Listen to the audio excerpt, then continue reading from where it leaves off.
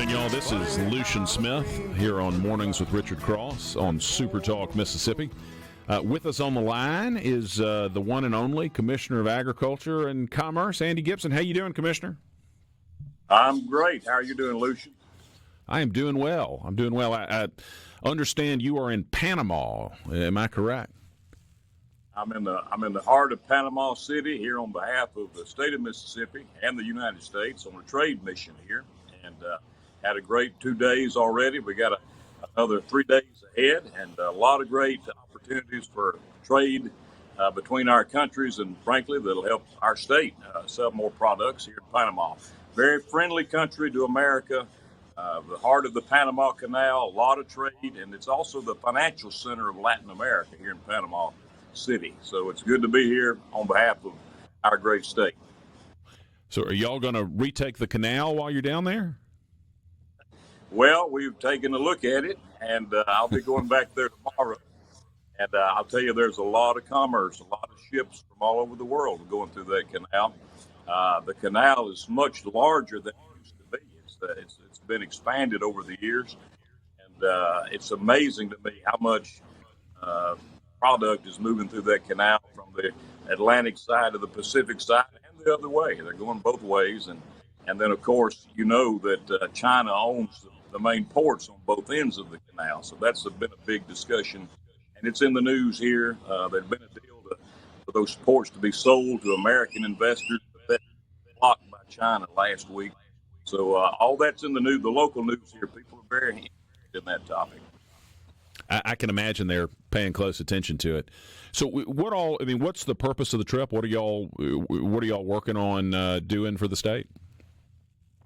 Well, we are with the National Association of State Departments of Agriculture as part of a USDA-funded trade mission, and this mission is to explore new markets for our products, American products.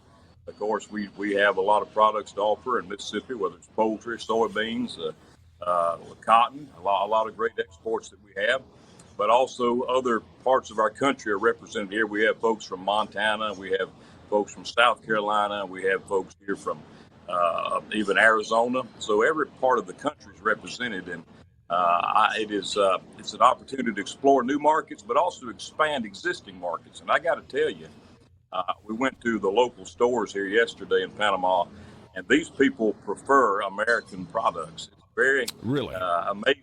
Yeah, well, to walk into a supermarket, Reba supermarket in Panama City, and the preferred products on the shelves are U.S. products in English. The official currency here is a Balboa, but it's one Balboa for $1 U.S., and they'll take a U.S. dollar all day long. So it's very pro-American, very, very friendly nation to our country, and they want to expand more imports here from America. And they do send a little bit to the United States in the way of fish and some forest products, I think, as concrete rock products. But for the most part, 80% of the imports here are American products. So they're already a great market.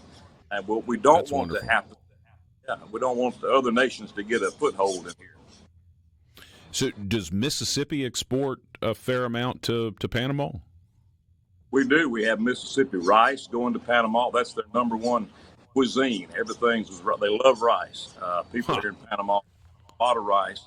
We also ship a lot of soybean product here, feed product.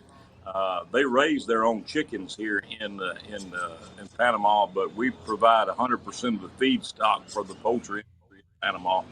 And so our grain product is exported here, and we do send some limited meat products here. I went to a grocery store. They had USDA prime beef on sale. I mean, it was really they're marketing it that way because they want American beef. And in fact, they've got a meeting with a lot of folks here in the livestock industry here today. They want to buy more American beef. That is great. Is the preference for American-grown, American-raised product, is that a quality issue principally for them or something else? It dates back to our close relations with Panama since the building of the Panama Canal and the Panama Canal zone, the defense relationship we've had here. Incidentally, Pete Hegseth, the defense secretary, is in Panama right now, meeting with military officials. So there's that affinity and just a long standing. But it is really about quality. They know that when they get American products, it's a high quality, it's safe, it's healthy, and that's what they prefer. So we want to grow that and then also export more of that into Central America, Latin America at large. That's the reason we're here. I assume you've been hearing a fair amount from people down there about the president's tariffs. Is that a source of concern in Panama? You know, it is a concern. It's in the newspapers. I don't speak Spanish, but I've got an interpreter, and it's in the news every day. The 10% tariff that was put on Panama is the minimal tariff. The president here in Panama has said, look, we're just going to seek an exemption. We have a great relationship with the United States. We want an exemption here.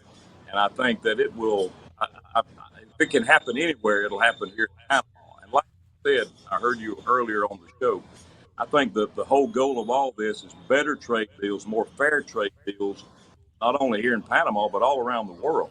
And so what our president is doing is resetting trade relations globally. And I've been all over the world in different countries that are friendly to America and those who really don't like us. And in every region of the world, there's an opportunity to reset for a better trade deal, to have more fair trade that will benefit our American farmers, our commerce, and mutually benefit both countries. So I think you'll see that happening here in Panama. That's great. And I agree with you. If that's where we end up, if we end up with fairer and freer trade, then that's going to make everybody, that's better for everybody in the U.S. Yeah. I mean, I'll give you one example. Last year I was in India. India is now the world's largest country, the largest market internationally. But they have put so many blockades on our products, tariffs, to keep our products out of India. And yet they want to sell all their products to America. So I think you're going to see a big deal happen there. Everybody knows about China, the results that we see there. But we have to understand this trade war didn't just happen. It's been going on about 5 years. And what President Trump is doing is launching an offensive that we're all hopeful will result in better deals for Americans and for people all around the world to buy more American products. And look, we want to buy their products too, but what's good for the goose is good for the gander. If they're going to tax our products at 50%, you know, they ought to take another look at that. They're going to have to with these new tariff proposals.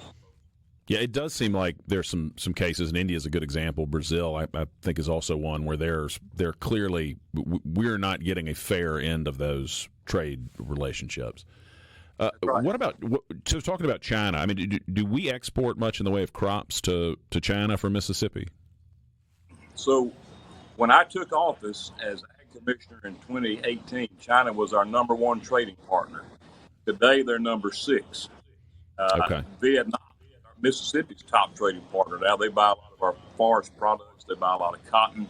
And China has dropped so far, and that's frankly part of their strategy. They have been stopping buying American products and buying them instead from other places like Russia, Brazil, places around the world. They're cutting out America from the trade economy. And that is a strategic move China has made for the last number of years. It didn't just happen. President Trump did negotiate a better trade deal for our farmers in his first term, but I think the aim now is a better deal for all aspects of the industry and economy. I mean, let's face it, we buy a lot of junk from China. We buy all of our toys, all of our stuff, and yet they're taxing our products in a way that our products are not being sold there. That is a fundamental imbalance that's resulted in the worst trade deficits that our nation's ever seen. In fact, if you look at agriculture, we're looking at a $45 billion trade deficit. That's never happened before. We're buying more food products from other countries than we're selling. That's because China has made a strategic move. And I appreciate what President Trump is doing and say, look, we're not going to sit back and just keep taking this. hope it all works out. We're going to reset this. I think that the negotiations with the other nations will be easier and quicker, but I think the fight with China is going to be a more long, drawn-out process. I think you're right. We are out of time, unfortunately, so that's going to be the final word. Thank you, Commissioner Gibson, for taking the time to be with us all the way from Panama. Thank you. God bless you, and I'll see y'all when I get back. We'll see y'all soon. That's been Andy Gibson, our Commissioner of Agriculture and Commerce. This is Lucian Smith, in for Richard here on Mornings with Richard Cross on SuperTalk Mississippi. Stick with us. We'll have Lieutenant Governor Delbert Hosemann coming up after this. Goodbye, don't you cry.